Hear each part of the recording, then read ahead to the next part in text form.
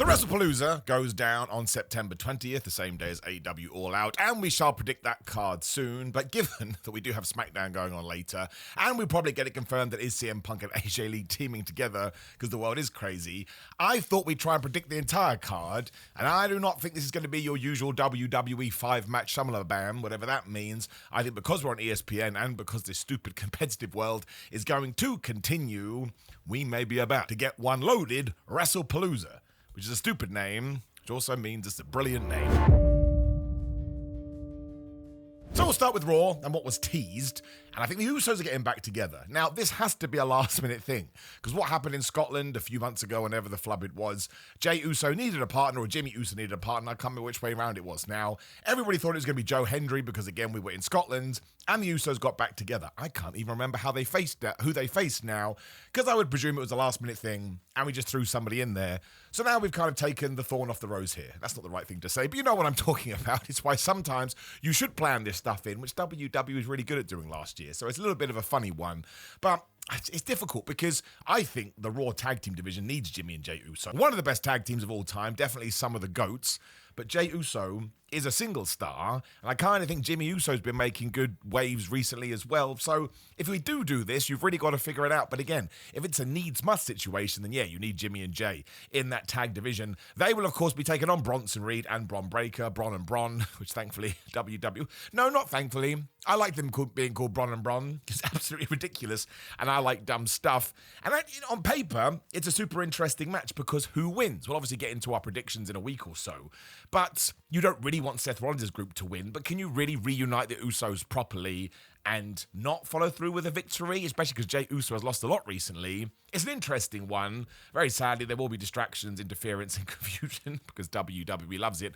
I would love a very solid winner and solid loser in that one because I think you could tell some incredible stories coming out the other side, but I do think you'll do that. I do think it will tie into this idea that if there's a brand new pay-per-view or brand new pay-per-view service on ESPN Plus and you want to make a lot of noise about that, it's certainly the right thing to do. I think you'll get a lot of people excited. And as you are here, please do hit the subscribe button as well. We basically upload videos every single day, and it's just me talking to you about wrestling, but in a positive way. Doesn't mean we don't criticize, because of course we do, but we keep it constructive, and we always remember that wrestling is the most important of the least important things.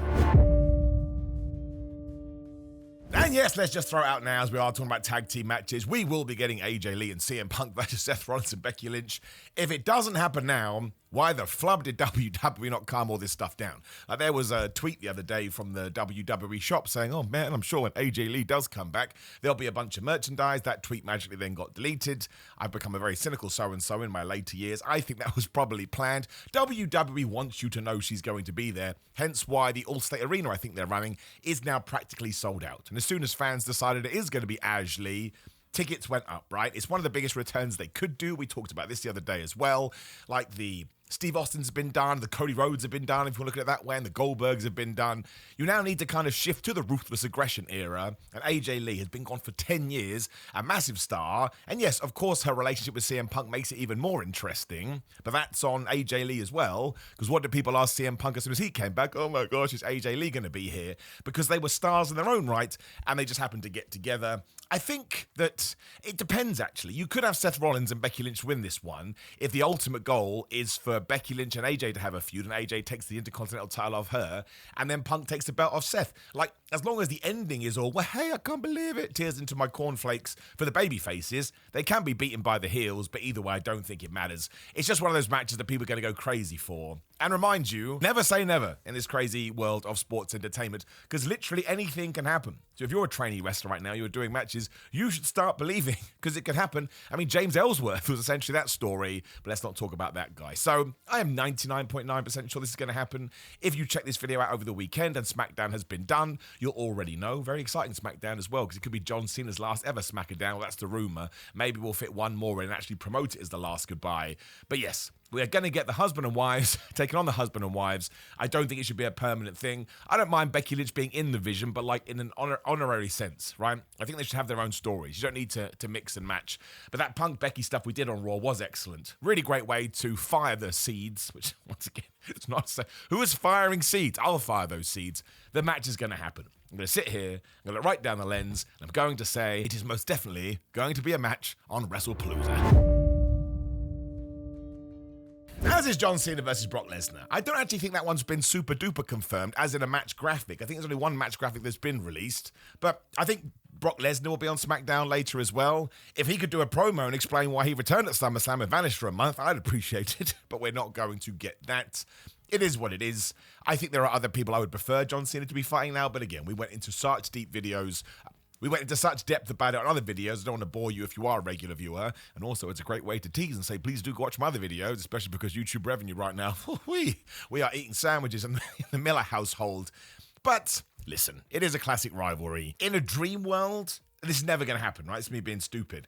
I would have John Cena, Brock Lesnar, the way that Brock Lesnar, John Cena, Brock Lesnar at SummerSlam 2014, which was absolute gibberish. That's what I would do. I think that would be wonderful. So he just pounds him, not in a euphemism sense, but we'll never do that, especially because it's Brock Lesnar's first match in 2 years. John Cena cannot lose this. I'm a bit worried he's going to. I don't want to see that. I won't be booing Brock Lesnar for I can't stand you. I'll be like, oh, man, we're all enjoying the John Cena babyface wave now. He just beat everybody, then lose his last match. That's a way better story. Already he can do whatever the flub he wants to do, but he's already said he's going to do what WWE tells him. But it's still it's a marquee match, right? John Cena is a bigger star than WWE. Again, I always know this because my mum starts talking about them. I'm like, haha, you've broken out, John Cena.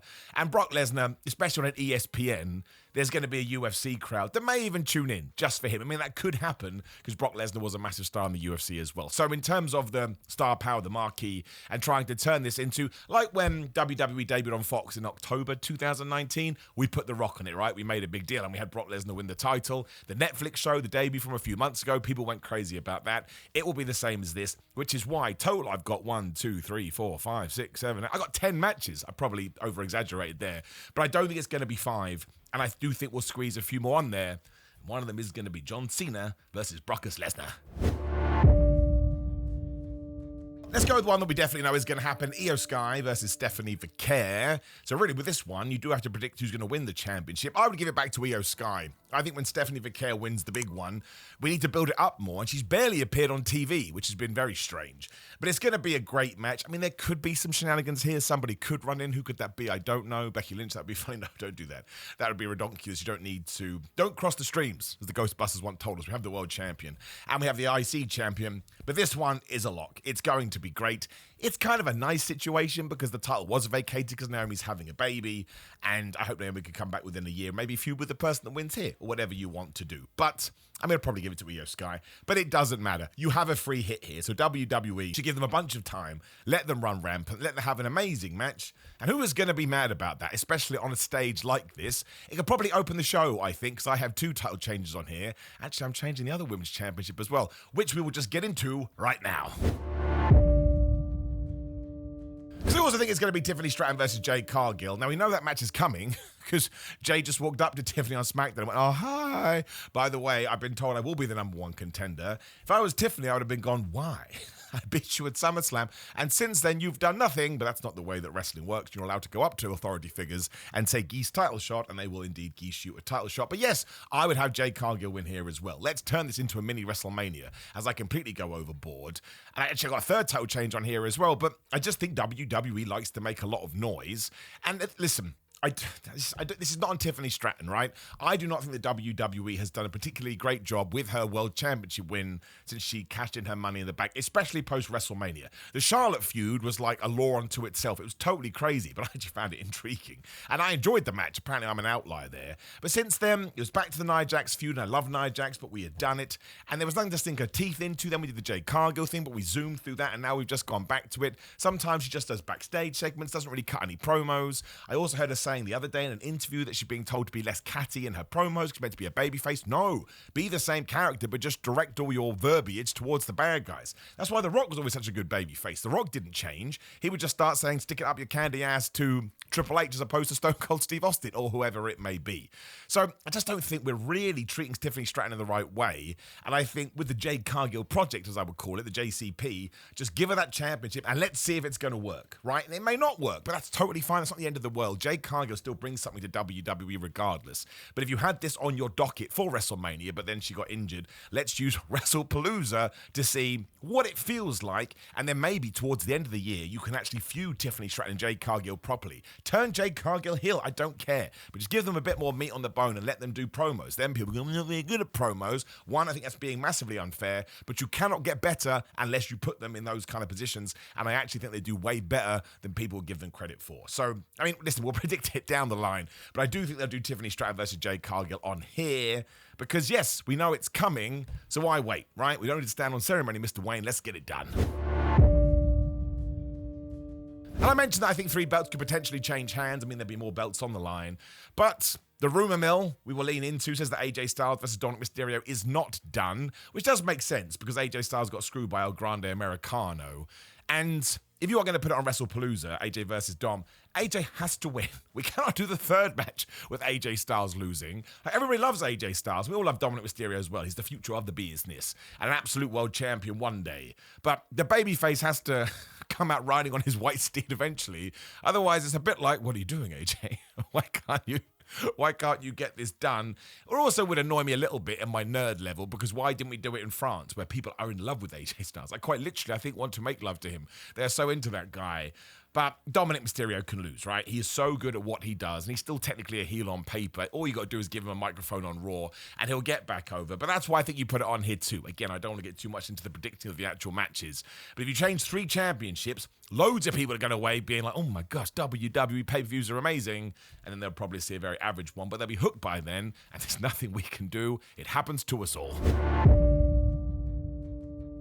There are a couple of other matches that I could potentially see, but I also think they could be on SmackDown. I'm going to do like a trifecta here. Because Julia versus Michin has been teased, like I say. I don't necessarily think you should do it here, because I think that belt doesn't mean nothing, but it needs a good old kick up the tuchus. And that match doesn't have a lot of heat right now in terms of putting on a pay-per-view, especially because you need something for TV. But I think that's a potential. Same with Aleister Black versus Damian Priest. Now, I would put this on here, because last time they did get moved off of SummerSlam to have their whatever it was on SmackDown as well. These are all SmackDown things. So if you want to elevate that, I think you need to put it on the biggest stage. And you've got to do Bayley versus Lyra Valkyria at some point, right? Lyra Valkyria keeps talking about Bayley. Bayley's going to have to come back either being a psychopath or gone back to a hugger gimmick. It's going to be one of these 2 personas.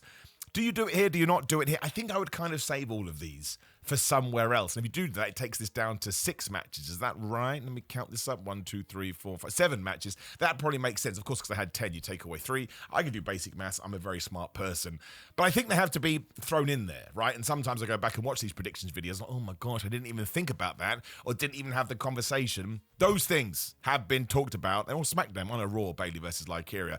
But they're in the ether. You don't want to rush them again. We're only 2 weeks or so away from the show. So some things may need to be cooked on more, but you need to feel it, and you need to feel it in the crowd. And we have to do something with Priest and Black soon, because all they do is cut promos from dark rooms. It's very, very, very strange. The Aleister Black return has been very, very odd.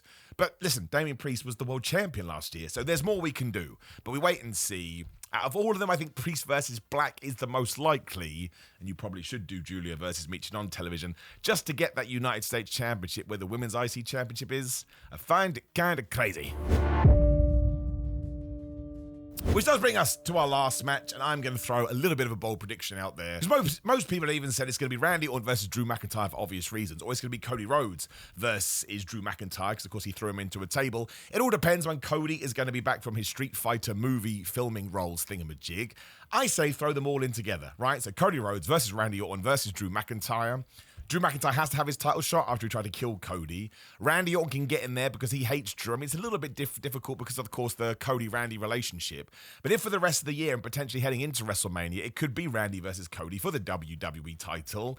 Well, what better way to do it? You can't not do something with Randy and Drew after they've interacted on SmackDown. But if you are trying to make this massive, you want the WWE champion on the show, especially because the World Heavyweight Championship will not be being contended because Seth Rollins will be in the tag. And I don't think you want to leave any of these guys out. Like, if it was Cody versus Randy, it wouldn't be. But people would be upset that Drew isn't there. Of course, Cody versus Drew does make sense, but then people would be like, well, why did we do the Randy Orton story on TV? Was that just some weird you do this as Cody goes away before he comes back. Why not do the triple threat match, especially if the Randy Orton heel turn is coming? You could do something here when he gets screwed, then he goes totally nuts. And then, I don't know how you kind of spin him off into something else, because obviously you have to finish the Drew versus Cody stuff, but that's not my job, thank goodness, and all I want is interesting, intriguing television, and I think that's what this would be. So, in terms of having something that does live up, they would live up. If you did Cody versus Drew, I would love it. I just think throwing Randy Orton in there just makes you go, well, what's going to happen? I don't think anybody would believe that Cody would lose the belt, but it's a little bit different, it's a little bit nuts, and I think would guarantee that most people would be like, I think Randy Orton is about to turn heel, which is exciting because I do think it's time. He is a little bit aimless at the moment, Randy Orton. It doesn't matter because he's an all-timer, he's a legend, he's a Hall of Famer, he's one of the GOATs for sure. But I think we could use him better, and it could be we're just in a holding pattern until Cody Rhodes comes back. But now that you have Drew and Randy yell at each other and drop RKOs, you've got to do something. But of course, you could use a Drew versus Randy, but then Drew McIntyre needs to win that one, which you could also get away with because Randy Orton can then go heel, go, I lose all the time, I gotta stop being such a good guy. Then he just RKOs everybody and probably your mother too. So there you go, my Wrestlepalooza predictions. Please let me know what your predictions are in the comments below. Otherwise, if you could interact with this video as much as possibly, I would absolutely love it. Like the video, share the video, subscribe, click the video on the screen to hear me talking about Wrestlepalooza versus All Out. Sometimes our backs are into a corner and we have to discuss this stuff. Otherwise, it's patreon.com/Simon316, grimmind.com/Simon, and I've got a new fitness channel as well. It's all down there. If you could support me, only $5 for my watch-alongs, which I do enjoy a lot. Also, Simon316 on social media, and then Simon Miller on TikTok, Cameo, Pro Wrestling Tees, and Big Cartel. Enjoy wrestling as much as you can. It's there as a distraction. I'm sure we all have problems in our lives. Do not let the bastards, as they say, get you down. And I'll see you throughout the week.